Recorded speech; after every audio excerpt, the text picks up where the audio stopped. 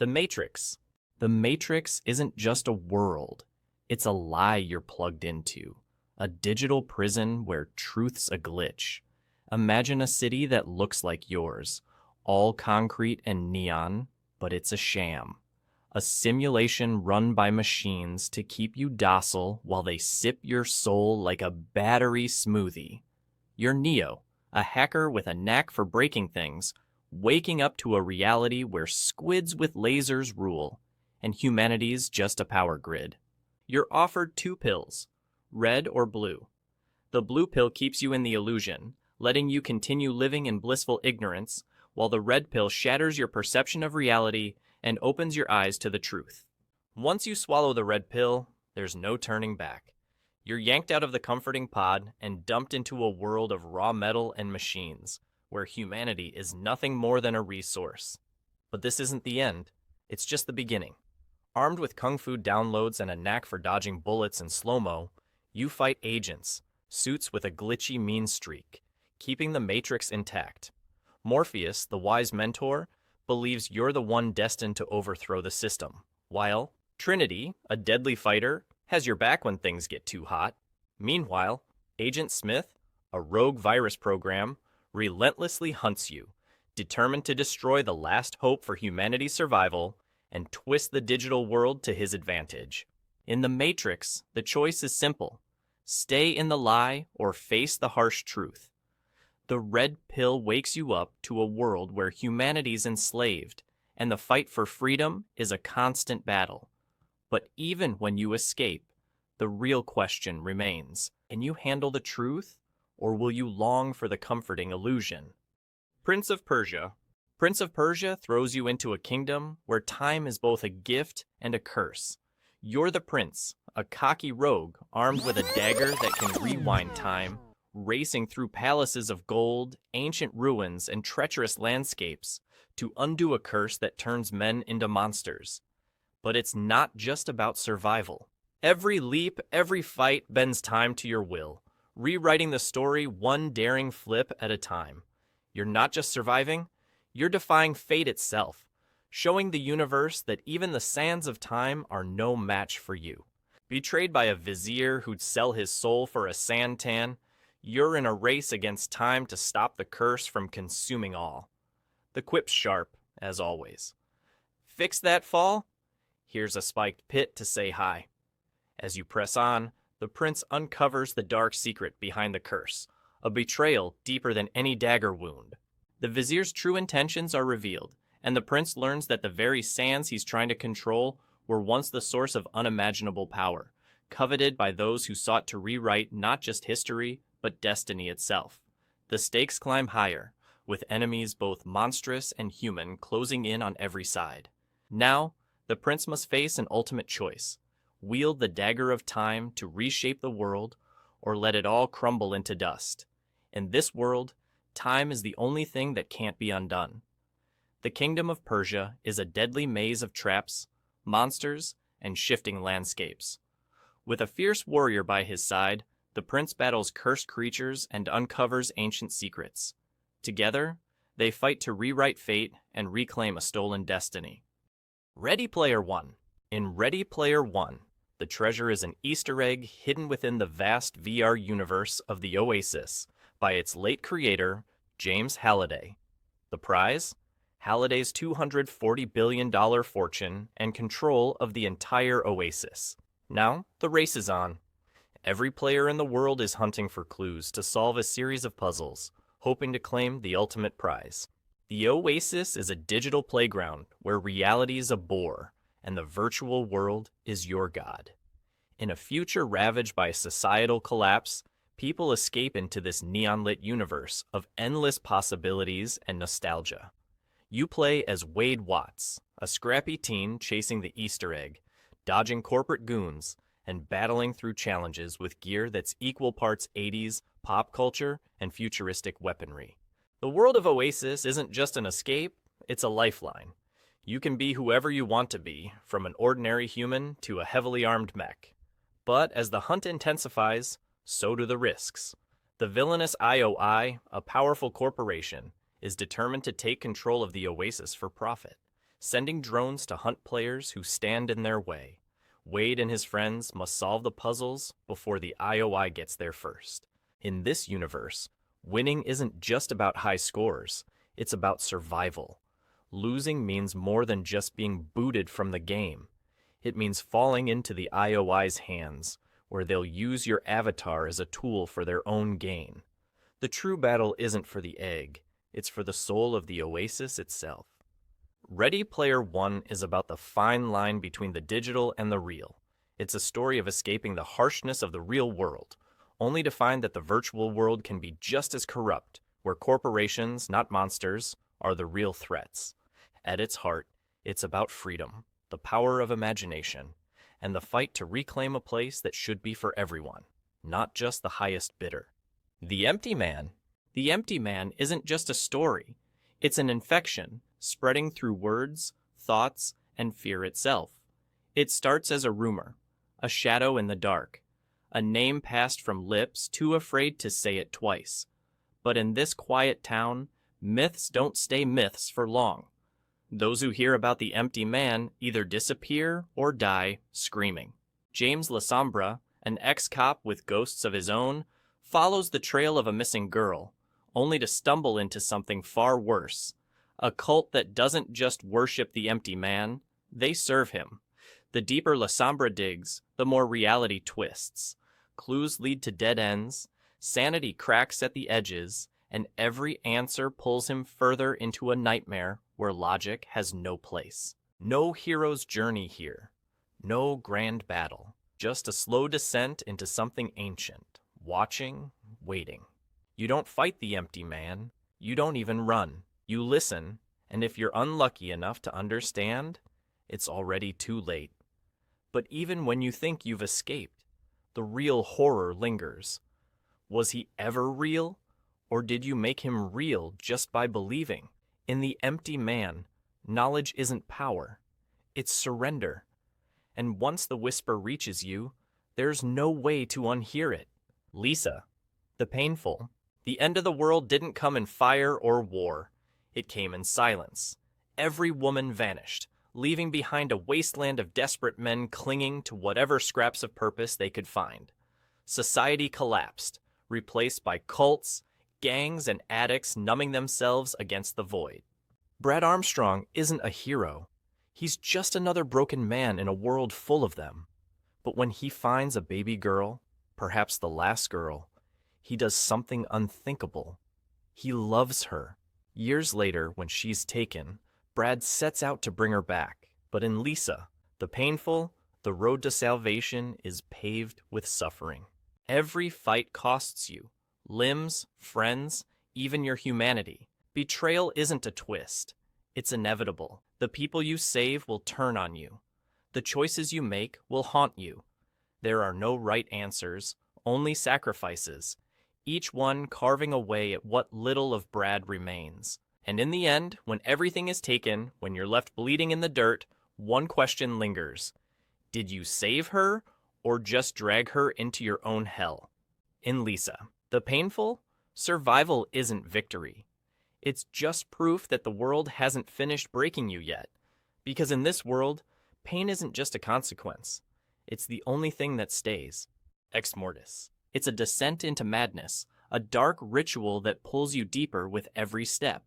It begins as a simple mystery, a cabin in the woods, a place lost to time and forgotten by the world. But the moment you enter, you realize this isn't just a house, it's a tomb, and you're the latest sacrifice. You're a nameless drifter, caught in a web of twisted puzzles and unnatural horrors, with nothing but your wits to guide you. Every object in the house, every clue you uncover brings you closer to the truth, or what's left of it. The walls aren't just haunted. They bleed, they whisper. The deeper you go, the more the house changes, pulling you into a nightmare that never ends. You don't have weapons, you don't have powers, you only have your mind, and even that feels like it's slipping away. Solve a riddle? Here comes a demon. Find the key? Here's more madness. The Exmortis don't just haunt you, they feed on your fear, dragging you further into their world, one click at a time. There's no escape. The house doesn't just trap your body, It consumes your soul.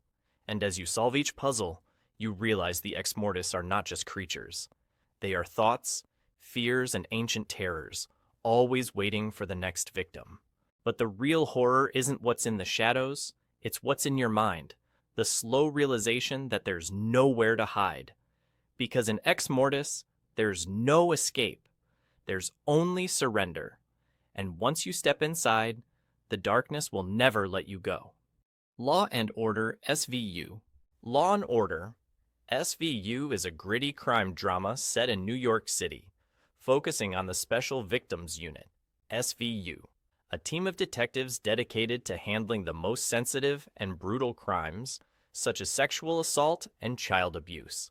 At the heart of the show is Olivia Benson, a seasoned detective whose own traumatic past as a rape survivor drives her relentless pursuit of justice. Her partner, Elliot Stabler, adds another layer of intensity with his own troubled history, creating a dynamic of emotional complexity between them.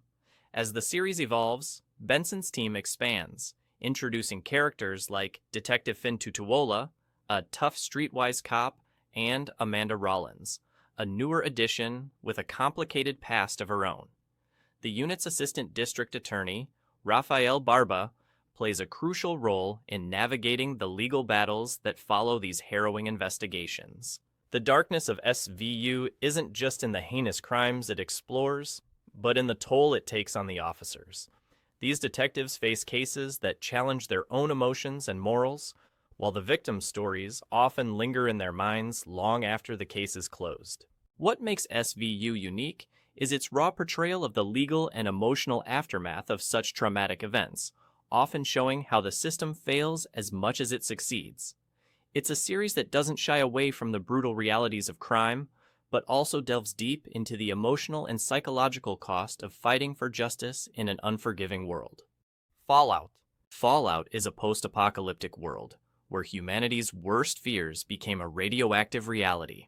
The bombs fell, and with them, the old world was buried beneath a wasteland of ruins, rusted vaults, and desert stretches tainted by radiation.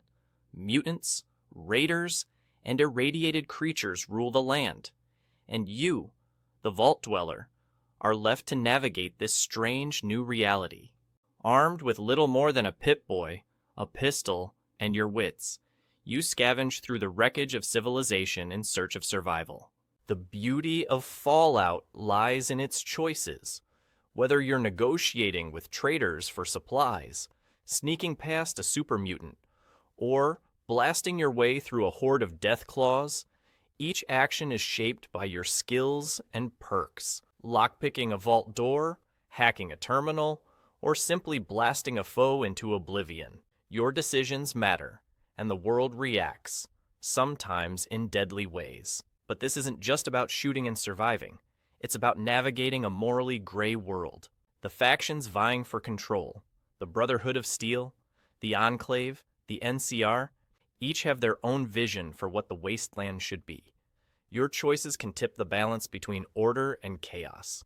As you roam through the scorched remains of old America, every corner you turn could be your last.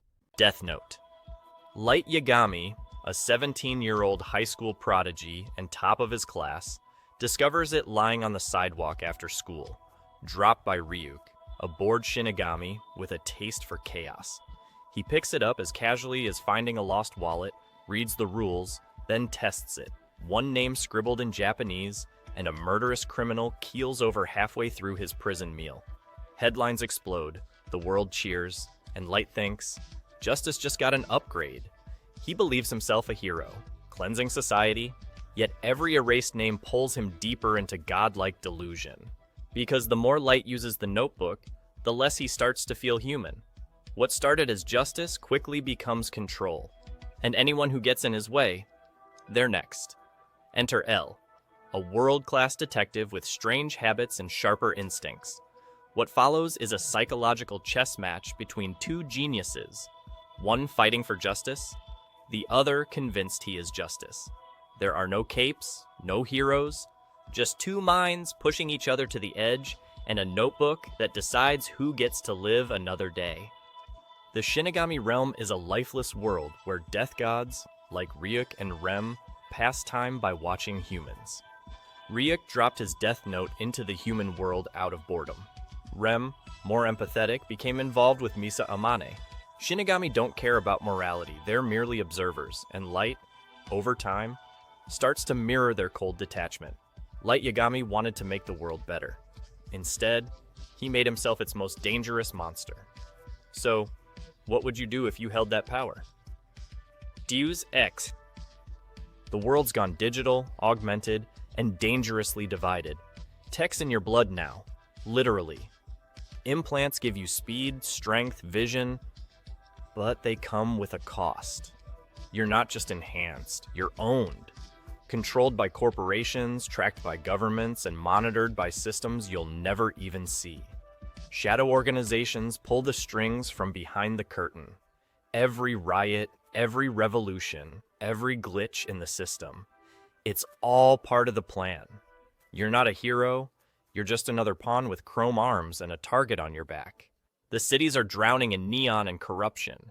The rich get smarter, stronger, untouchable. The rest?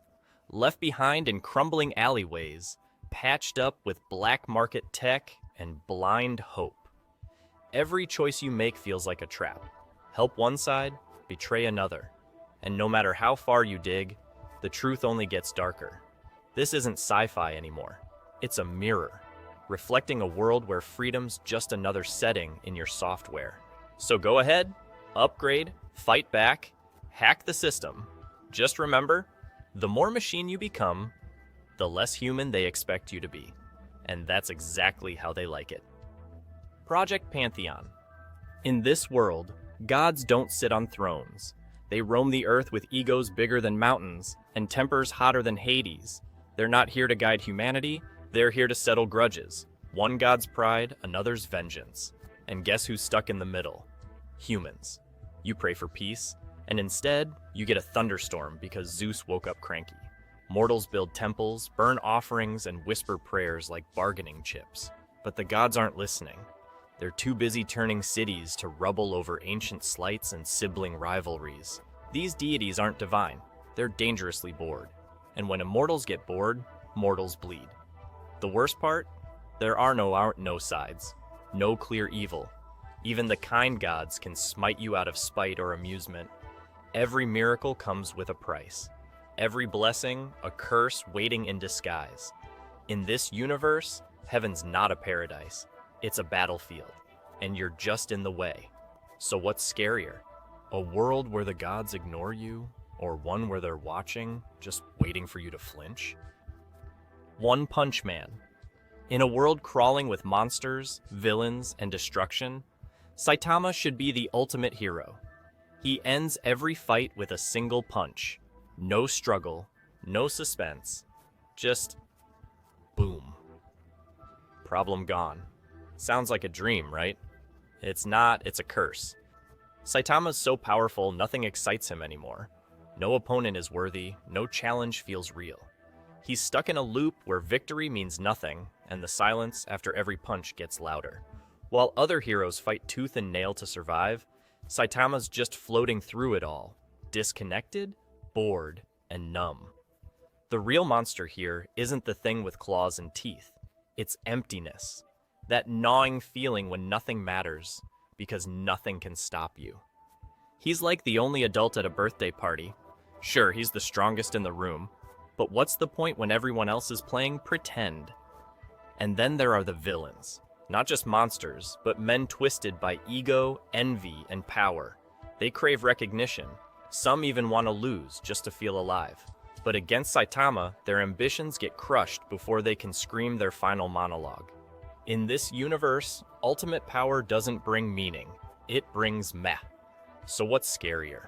A city overrun by monsters? Or a hero who's already emotionally checked out?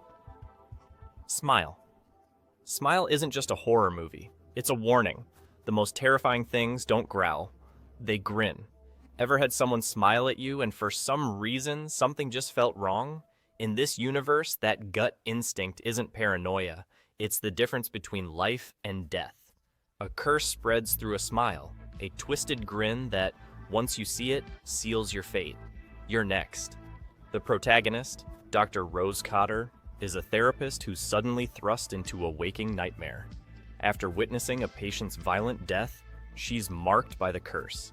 Now, every smile is a death sentence, and she can't escape the faces haunting her. Her mind frays at the edges as the cursed smile spreads, slipping into every interaction, and soon, it feels like she can't trust anyone, not even herself. The world around her is breaking apart. People she thought she knew wear smiles that are anything but friendly, hiding the twisted forces pulling the strings behind the scenes. It's not just a fear of death, it's the horror of watching your own sanity slip away. As Rose's reality collapses, she's trapped in a race against time, knowing that the only way out is to stop smiling, but that's easier said than done. Invincible. Mark Grayson, aka Invincible, is your typical teenager, initially excited to follow in his father's heroic footsteps. But everything changes when Mark inherits his father's powers and discovers the horrifying truth about Omni-Man's true intentions.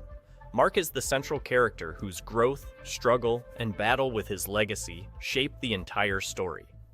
As the series progresses, Mark must learn the hard truth that heroism in this universe isn't just about saving the world, it's about surviving it. Omni-Man, Nolan Grayson, Mark's father, is Earth's greatest hero, or so it seems. He's a powerful, seemingly unstoppable force, admired by the world. But Mark's discovery that Omni-Man's real mission is to conquer Earth turns the entire narrative on its head. Omni-Man's betrayal forms the emotional and physical backbone of the series. His complex motivations make him both a tragic figure and a terrifying antagonist. Debbie Grayson, Mark's mother, is caught in the crossfire between her husband's deadly secret and her son's struggle to understand his place in the world. Debbie's love for her family and her growing awareness of the truth about her husband's actions gives her a significant emotional role in the story. The Guardians of the Globe, a team of superheroes, are essential characters who show that the line between good and evil isn't always clear. Their eventual downfall at the hands of Omni-Man underscores the dangers Mark faces, both from his father and from the larger, more corrupt world of heroism. Their deaths also raise questions about the integrity of the so-called heroes who protect Earth. Robot Rudy Connors, a former member of the Guardians of the Globe, becomes a more morally ambiguous character as the series unfolds. His rise to power and his plans to reshape the world make him a fascinating figure in the broader universe. Adam Eve, Amanda, a fellow hero and Mark's love interest, plays a pivotal role in helping Mark understand the weight of his powers and responsibilities. Her powers of matter manipulation make her one of the few capable of standing alongside Mark as a trusted ally. John Wick. John Wick isn't just an action flick, it's a lesson in why you never mess with the wrong person. Especially when it comes to his talk. In this world, the underworld lives by its own brutal rules, and respect is everything. When John Wick's puppy is killed, it sets off a chain reaction that pulls him back into a life he thought he'd left behind. Now, it's personal.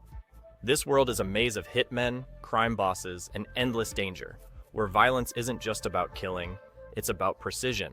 Every fight is a calculated move, every shot with purpose.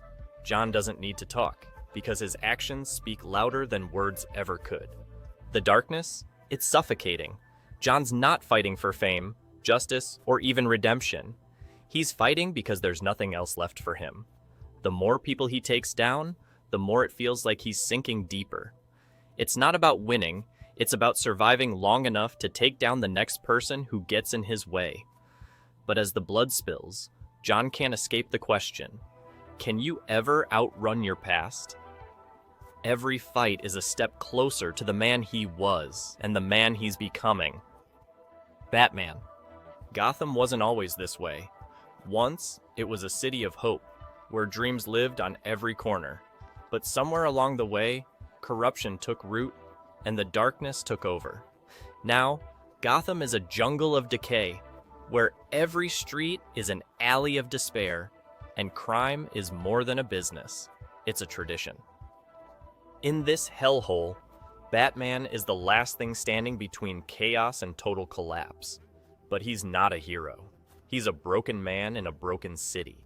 His past is scarred, haunted by the death of his parents, by the years of pain that shaped him into the bat-shaped shadow he's become. The trauma he carries? It doesn't just fuel his mission, it makes him one with Gotham's darkness. And the villains? They're just echoes of his deepest fears. The Joker, a madman who twists laughter into death. Two-Face, a tragic soul driven by split personalities and violent justice. Penguin, a ruthless crime lord ruling with a cruel hand. Each villain is a reflection of Batman's fractured psyche, each one pushing him further toward the edge. Gotham's underworld is a nightmare that never ends.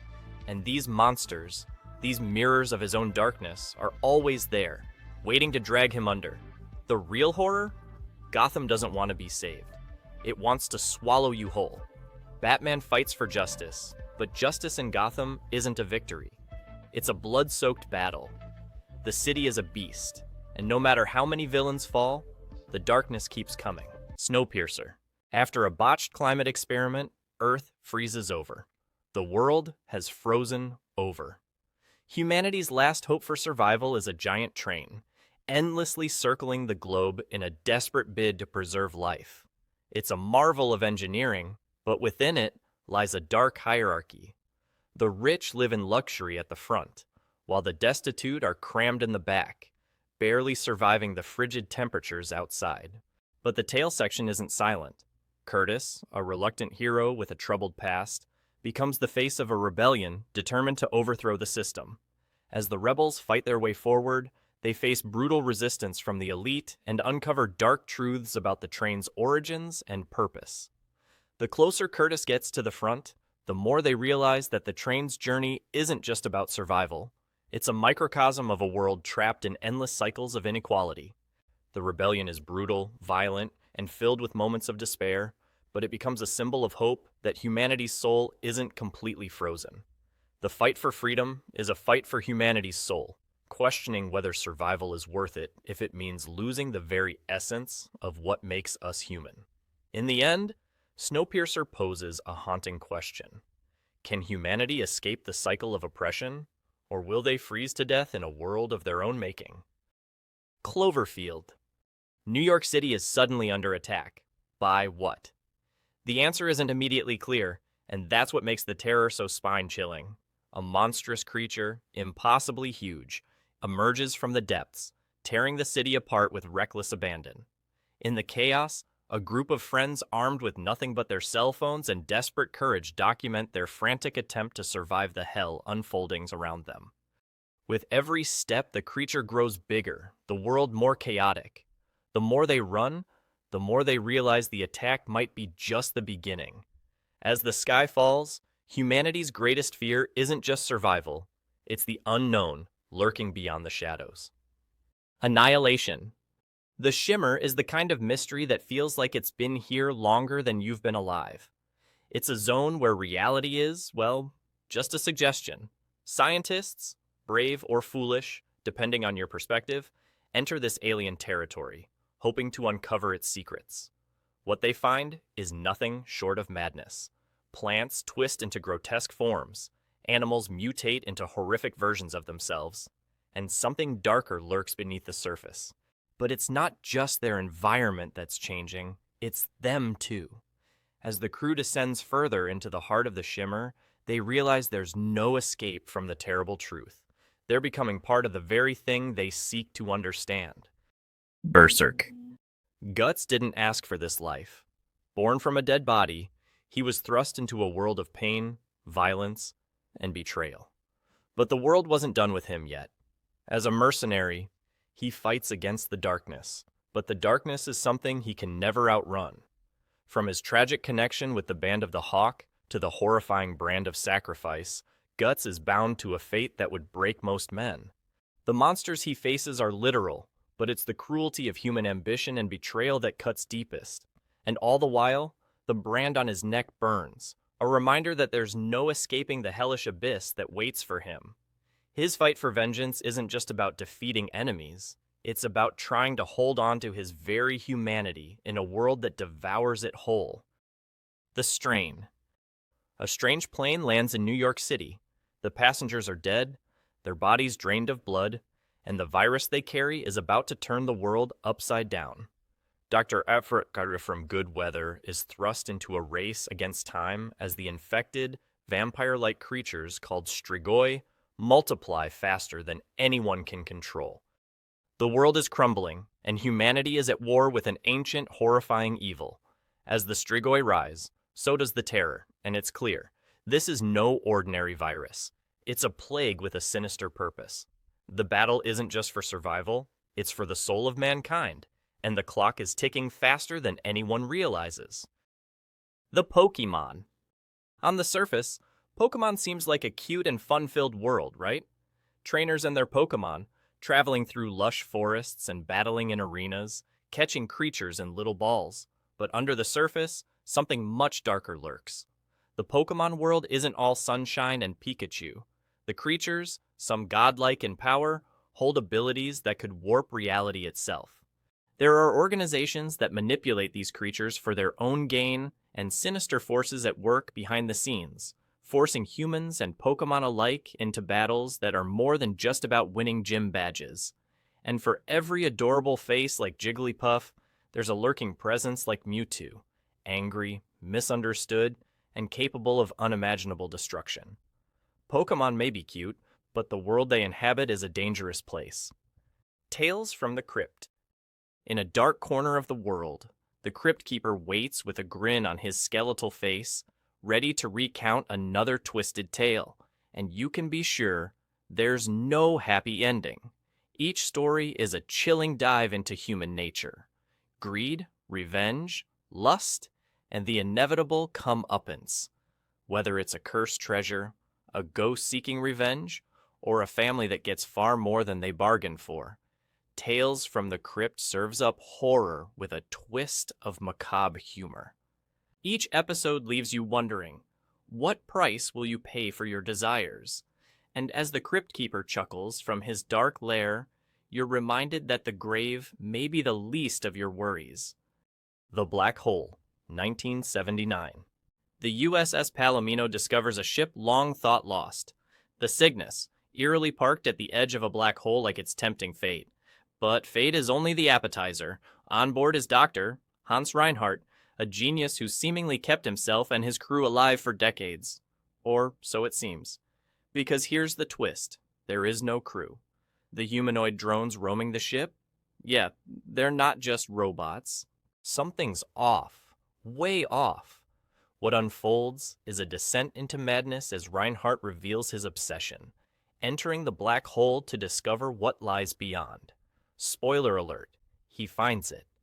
And what awaits is a nightmarish afterlife, where heaven and hell collapse into a surreal cosmic fever dream. The message? Don't trust mad scientists standing next to interdimensional death traps. The City of Lost Children. Somewhere in a dystopian harbor town soaked in fog and sorrow, there exists a being named Crank, who has one terrible flaw. He can't dream.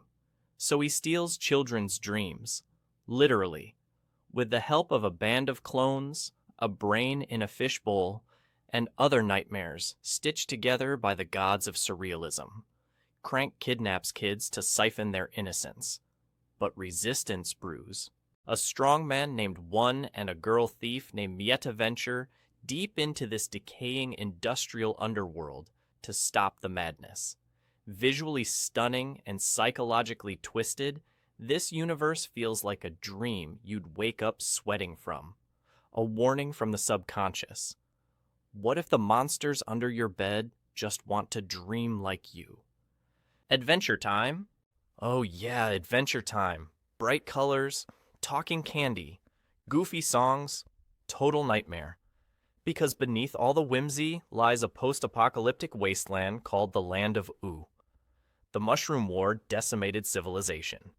Mutants roam the earth. Magic is often the leftover radiation of nuclear horror. Ice King? Once a kind human, driven mad by a cursed crown. Princess Bubblegum? A monarch who builds candy people from flesh and science.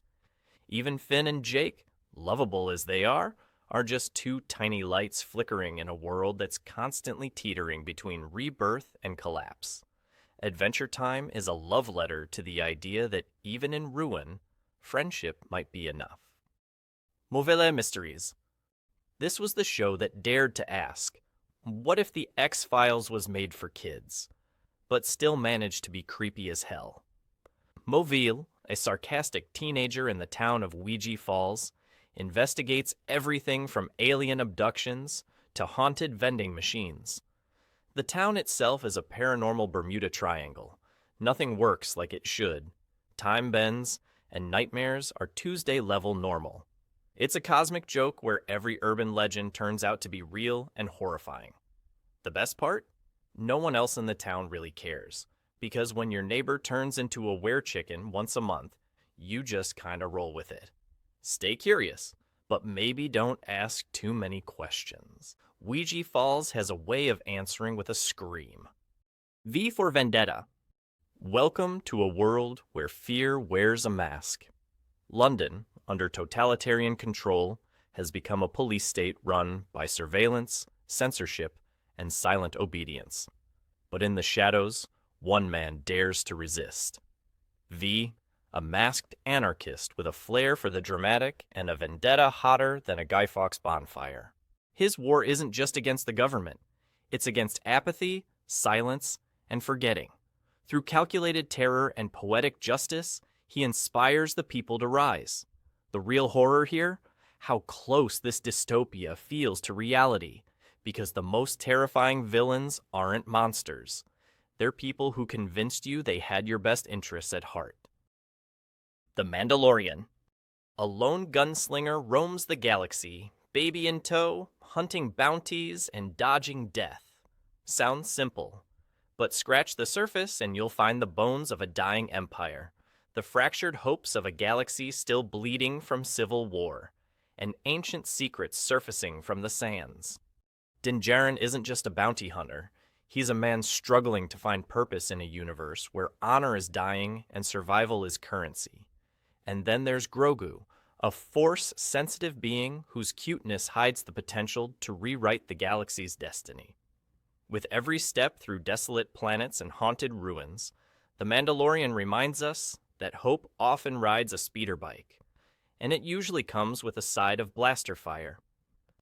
The Eraserhead. Henry Spencer lives in a world where everything feels like it's decaying. Factories hiss, babies scream, and time melts into paranoia. His child is a mutant lizard thing that never stops crying. His dreams? Dancing tumor women behind radiators. Lynch doesn't give you a plot. He feeds you raw dread. This is fatherhood, anxiety, and existential collapse mashed into a fever dream. One thing's certain. If you understand Eraserhead, you should probably talk to someone. The OA. Imagine waking up blind, regaining sight, then vanishing for 7 years, only to return with cryptic scars and a tale of dimensional ballet. That's Prairie Johnson, aka the OA. But behind her soft voice is a labyrinth of cosmic prisons and tortured souls.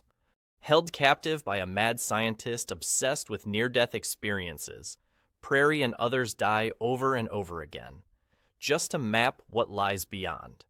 But here's the twist. Those deaths? They're tickets to other dimensions, other lives. But escape doesn't mean freedom. Each jump costs more, pulling them deeper into a multiversal war of consciousness. It's not about timelines, it's about truths, buried inside interpretive dance, shattered realities, and a mysterious force called Khatun. Is she an angel, an architect, or just another key in a godless universe? The OA isn't about answers. It's about feeling your way through chaos. And when the final episode breaks the fourth wall, you realize maybe you were in the story the whole time. Don't hug me, I'm scared. On the surface, Don't Hug Me. I'm Scared looks like a quirky puppet show, but it quickly devolves into a nightmare. Each episode starts with a simple lesson: creativity, technology, love. But the puppet's innocent curiosity is met with dark, disturbing twists. As they dive deeper into these themes, the show reveals a sinister undercurrent, a world where innocence is corrupted and society's expectations twist the very nature of these concepts. What seems like a playful, educational show transforms into a terrifying commentary on control, conformity, and existential dread. All right, now it's your turn. What twisted universe should we break down next? You've seen the stories? Now ask yourself, what if they're not fiction?